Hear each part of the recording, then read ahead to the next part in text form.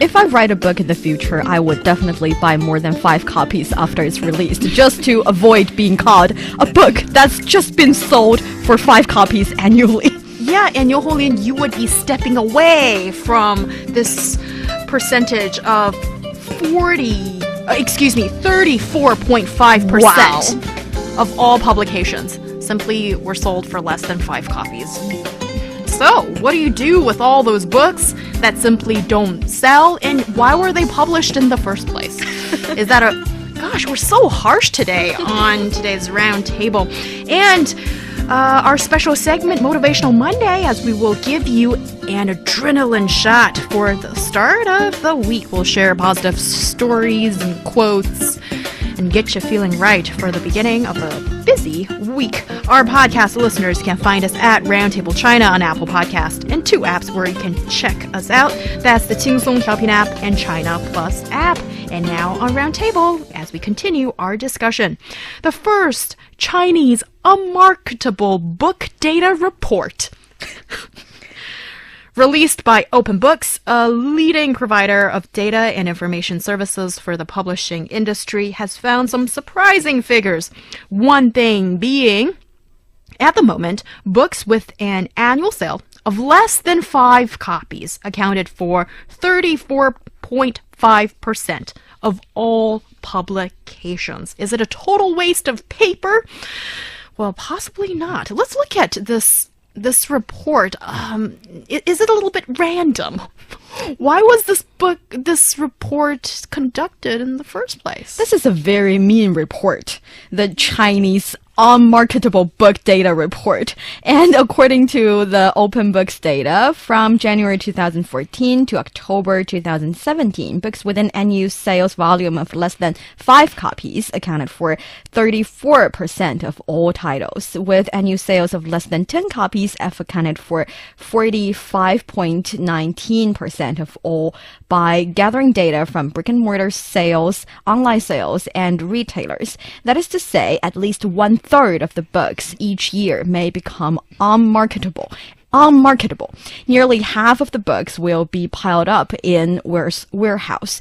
And this is a shocking piece of news to me myself, because like I said, if I'm a writer and I publish a book, I'll make sure I buy 5 copies just to give to my friends as a gift and saying things like, hey, I'm a published writer. But apparently a lot of people are not doing that. And in the past 4 years, when it comes to unmarketable genres, among the books with annual sales volume of less than 5 copies, comprehensive books account for the largest proportion, including the words cultural, economic, scientific and technology, social history, psychology, and philosophy, and other comprehensive books, followed by lifestyle, leisure books, and the third one is social science books. Science and technology books account for the smallest proportion of all books.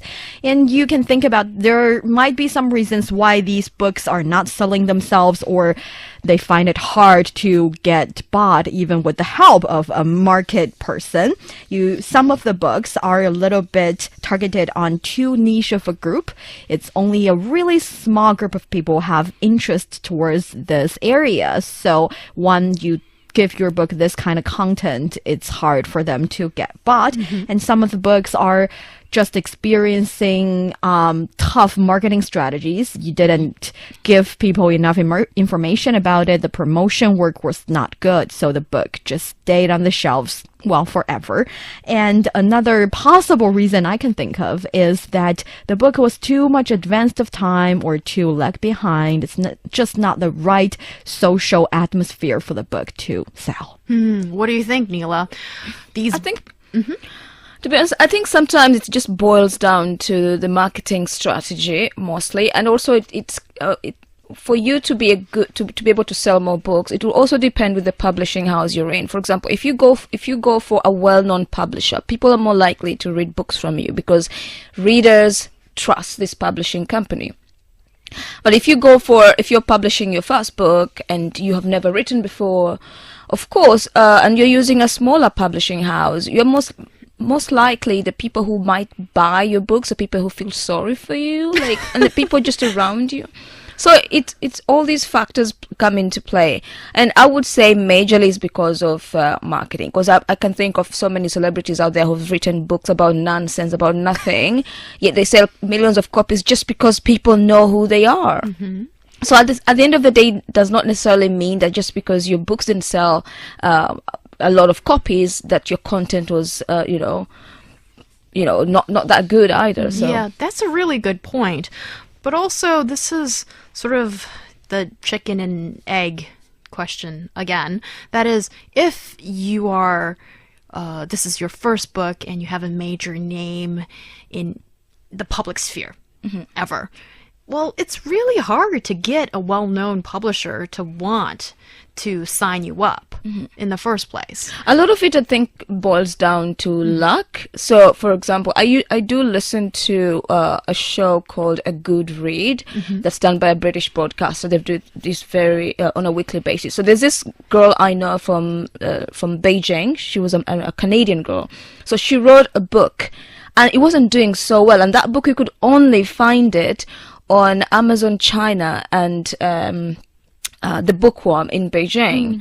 But somehow this book found its way on a British show, and just like that she started selling books. And this person, she doesn't know how they ended up with the book, but somehow she was lucky and the book was on the show, and now people were calling her and she was getting interviews and she was getting publicity, and all of a sudden her book sells. To be honest, I read the book. It's not like of the highest caliber, I would say. It's not a book that I would actually read, but at the end of the day, it's you can just see how sometimes luck comes into play. If you're lucky and somebody picks up your book and you're a new author, then you're more likely to sell more books. There are so many authors out there who've published so well, they've now become very well known. But when you look back at their histories, the first books they published, they were not famous at all. It just happened at some point somebody famous picked up the book and talked about it or wrote about it, and voila. Well, there's certainly the luck factor in the success of everybody, I think, in any field. And what you've just said, Neela, just reminds me of how I can't remember her name, L.L. James or something like that, for the author of 50 Shades of Grey. That book, I still don't understand how it became popular. I've read half of it, and I haven't touched it for 2 years. I still have, I think I read, not even half of it, I read a quarter of it. I was like, I didn't understand why everybody's talking about this book. It's like fan fiction. It's not the kind of work that I would expect from a published author. Right. And the repetition of the same adjectives, it's shocking. Possibly use the thesaurus but who am I to judge, since this book has sold so many copies and has been made into movies and all that stuff. So there's that luck factor that possibly can be a little bit hard to explain. Yeah. But also when you talk about publishing, it's often seen as a dying industry. So I'm wondering, why are there still so many books that don't sell but get published? I think it's a really good question, because I wonder myself, there is a quota of how many books, of a certain amount of books you should buy every, let's say, month or every 3 months when it comes to that. If you have that quota, let's imagine that you need to buy 10 books today and I will give you a lot of money. That is not true, but think about that. What kind of book will you buy? On the top of your head, if you have something in mind for a long time, you want to buy it. But if you're just demanded to go and buy random books, what are you going to do?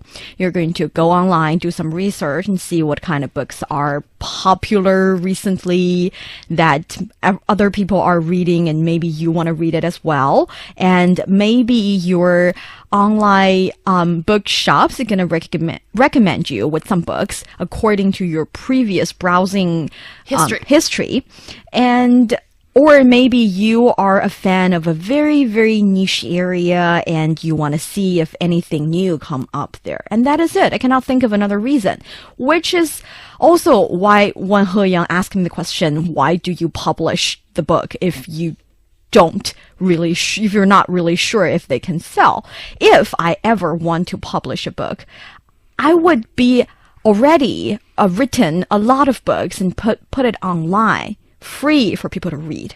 And it guaranteed that I have someone who liked my book, and then I'll publish it. So, yep, it baffles me as well why these popular writers just decided to publish a book and to put it out there for people to judge as the unmarketable book. The only reason I can think of is maybe their company asked them to be certain kind of scholar as a standard, and they had to publish the books. I do believe sometimes it's all about, you know, when in every industry, you have just this person who will believe in something that is so unconventional, even though they know maybe the market is not there. Maybe some of these books are just published out there to introduce the name of this person, so that the next time you see the person has published another book, then you know, wow, this person must be a real author.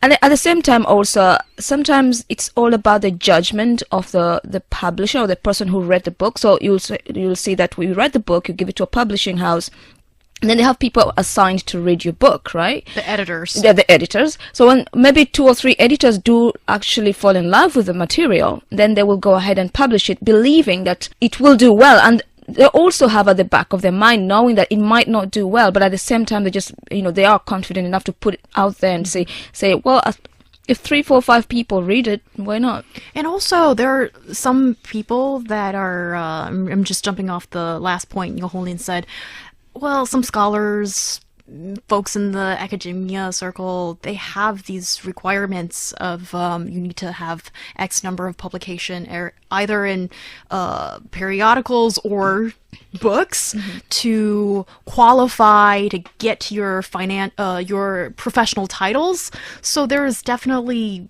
possibly the incentive there. And, well, these days, publishing a book doesn't need you to pass a really high threshold as much anymore. If you have the money, and it doesn't require a lot, possibly 5 digits, or maybe go on 6 digits, if you're willing to make that investment, you can self-publish. So that might partially explain why. And sometimes I do spend the weekend in the bookstore, maybe just a lazy Sunday morning kind of thing, and I'm kind of just looking for, serendipity, whatever is going to lead me to maybe a possibly interesting book. So I'm flicking through some of the books, and I like social science. That's sort of my area of interest, and yeah, some of the stuff, it's very scholarly. I understand that possibly ends up in the reading list of college students, PhD students. Then I don't think a lot of the members of the general public would be interested to foot the bill for a book like that.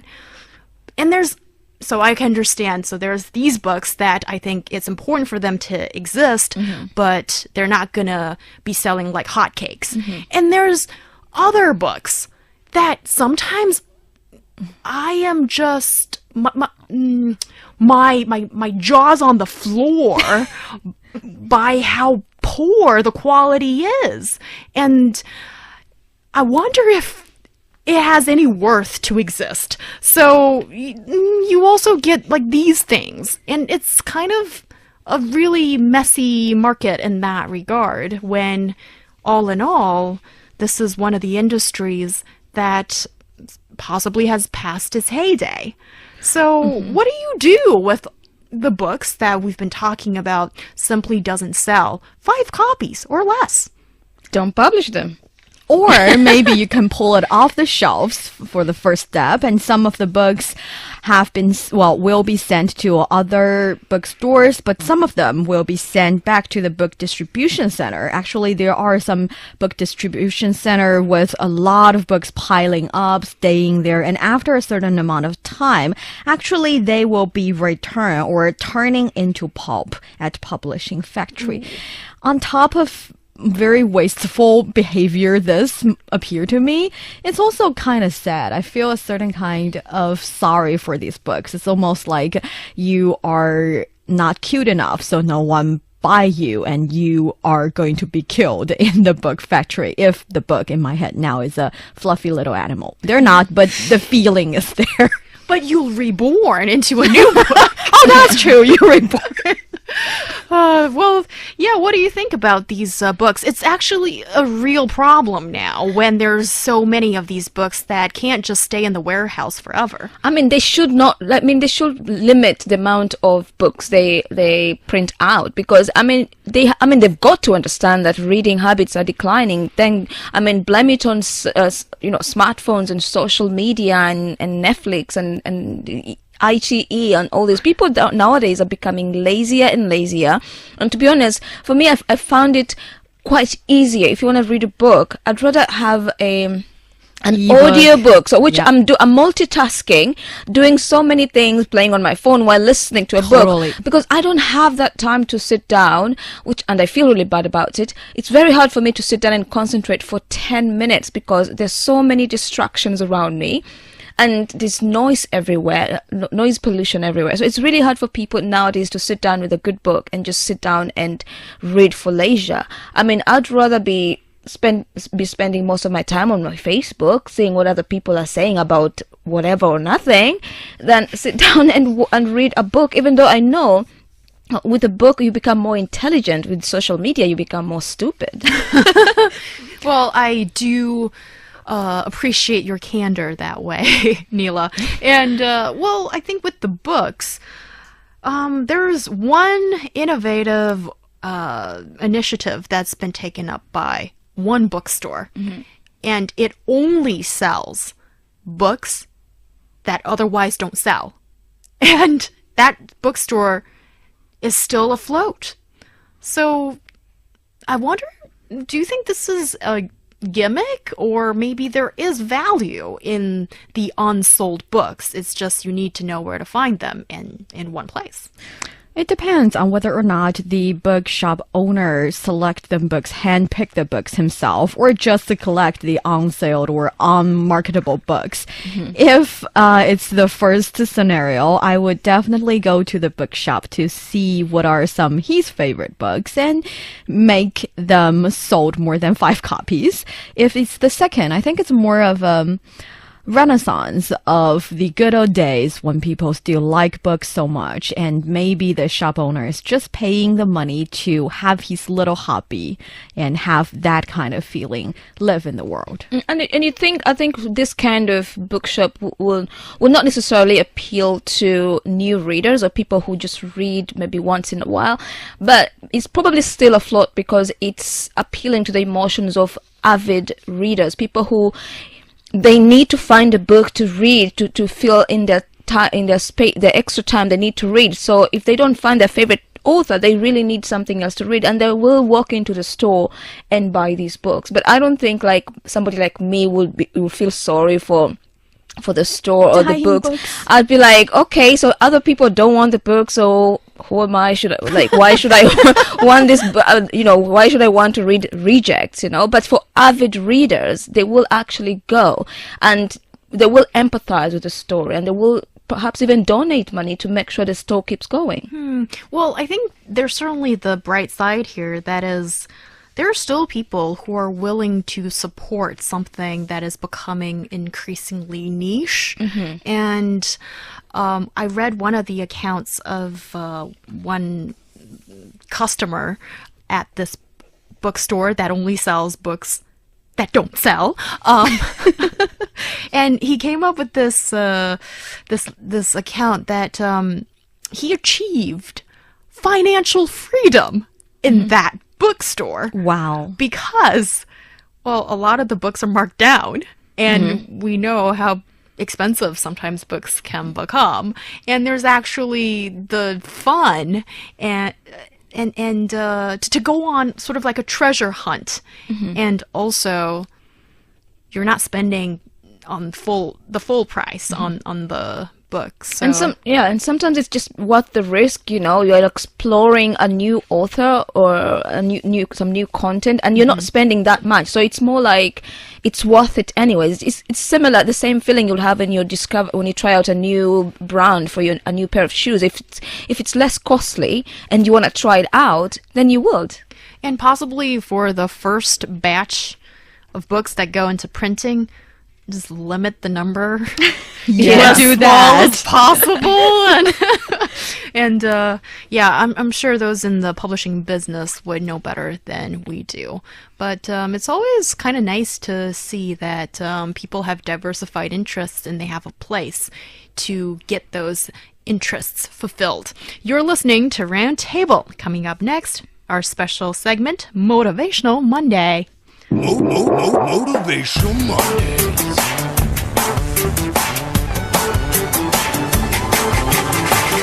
Motivational Mondays.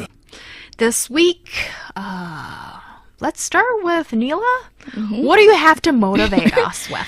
Okay, my Monday motivation comes from an event that happened yesterday. It's an annual event. I think everybody knows about the London Marathon, the Great London Marathon. So yesterday, the Kenyan runner Eliud Kipchoge won his 10th straight major marathon and his 4th win in the London Marathon.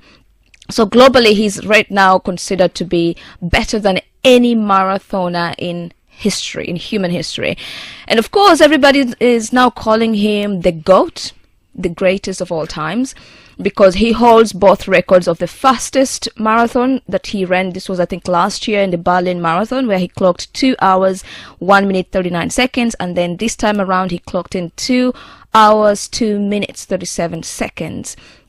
So, and Kipchoge is not only known for his running prowess, he's also appreciated as somebody who's very philosophical, and he likes to quote a lot of things, write down a lot of things about what fuels his success. And so many people keep asking, how does he do this? And he's only 35 years old. So to answer this question in his own words, he always says, number one, preparation. And this is how exactly he put it. To win is not important. To be successful is not even important.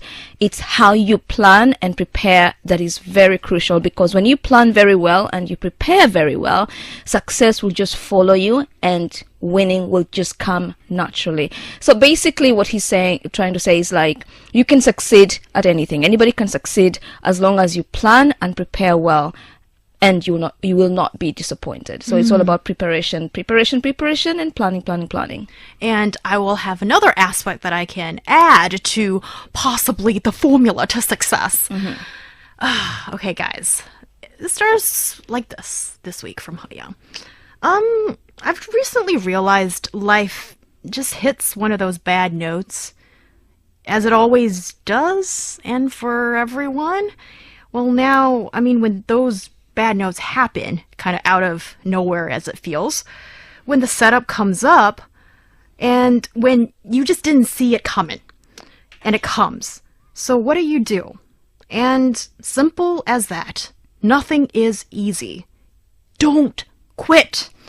Everybody's going through something right now. There's no smooth sailing for no one. So stop asking why this is happening to me, as I've done this a million times.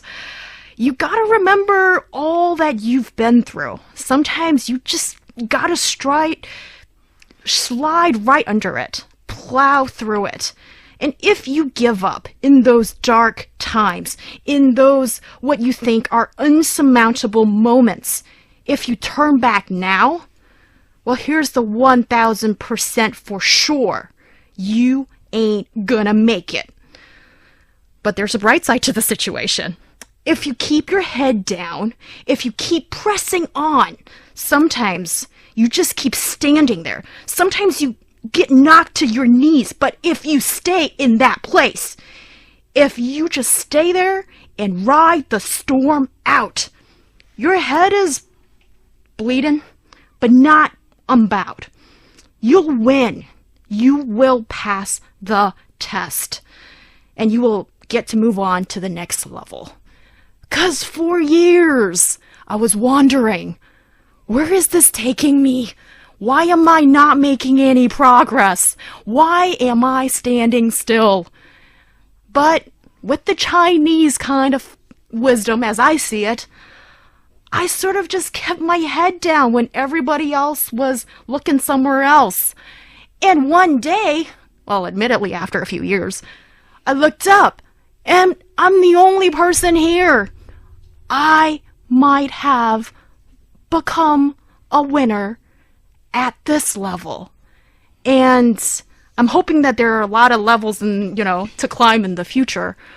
But there is something about, definitely Neela has said about preparation and planning, but there is something about not quitting.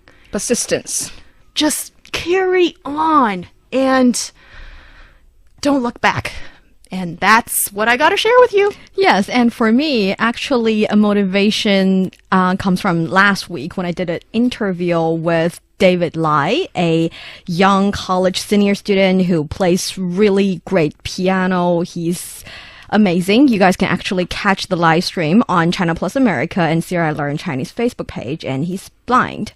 And when I was doing the interview, we discussed a lot about his about his growing experience and everything. And he told me that when he was preparing to take the college entrance exam, actually he and his parents had to go to the local education department to educate the civil servants about their needs, including they need to write in brailles, meaning that it's gonna take 50% more time, and they need the preparation for the papers for writing brailles and everything. And the civil servants were actually very helpful, but they still feel like it shouldn't be something that they need to voice themselves. And I talked to him and I say things like, of course, the society needs to prepare for all the special needs, but it has its limits. And it still, for you guys, it's a great thing that you did, because the next person that has the special need, when they go to the department, actually the civil servant can say, we've done this, we know how to do it. And I also say to him that as a glimmer, you attract other shimmery lights and you illuminate each other, and that's how you fight back the dark. And he said I should make that sentence my motivational Monday, but actually my motivational Monday is him and his growing story. Yes, and David Lai. Well, yeah, you listen to Roundtable. I know you from years back, and thank you for all your support to the show, too. And what an awesome story. That's it for today's Roundtable. Bye-bye, everybody. What matters to China increasingly matters to the world. Keep up to date with the latest news and events about the Middle Kingdom with the China Plus app. Up to the